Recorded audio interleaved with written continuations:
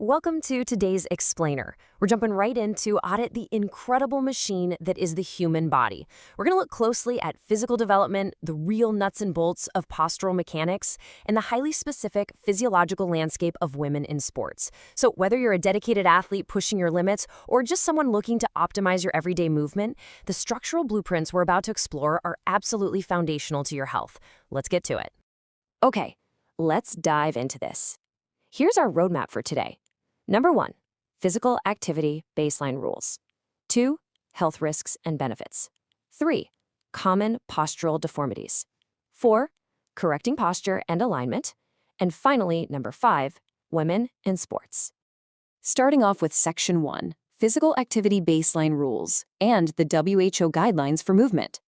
To really understand human health, we've got to start at the absolute beginning.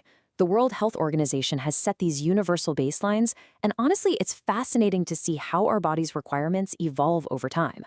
Take a second to think about where your own weekly movement falls on this spectrum. Notice how, for infants, the requirement isn't about, sets and reps at the gym. It's simply about being physically active several times a day through floor-based interactive play. But as we grow into childhood and adolescence, that 5 to 17 range, it shifts to a solid 60 minutes a day of moderate to vigorous activity.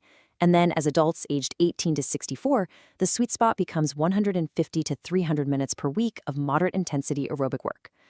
So the structure of our required movement totally shifts as we mature, transitioning from pure play to deliberate, structured exercise. Moving right along to Section 2, health risks and benefits, or the very real cost of sedentary living. Let's break down the critical cause and effect relationship between the way we move and our overall health. Think of consistent physical activity as literally the best preventative medicine out there.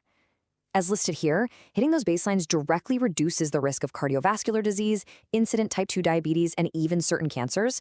Plus, it actively improves cognitive function and bone health. But on the flip side, the risks of ignoring those guidelines and slipping into a highly sedentary lifestyle, they're steep. We're talking increased adiposity or weight gain and significantly poorer cardiometabolic health.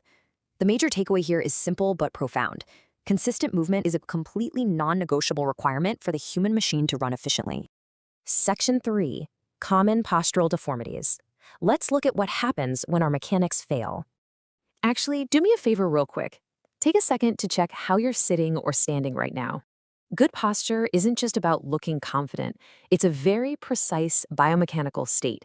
It's defined as the relative arrangement of body parts balanced with the least possible strain. Imagine a perfectly straight vertical line dropping right down from the top of your head. In good posture, your center of gravity passes directly through the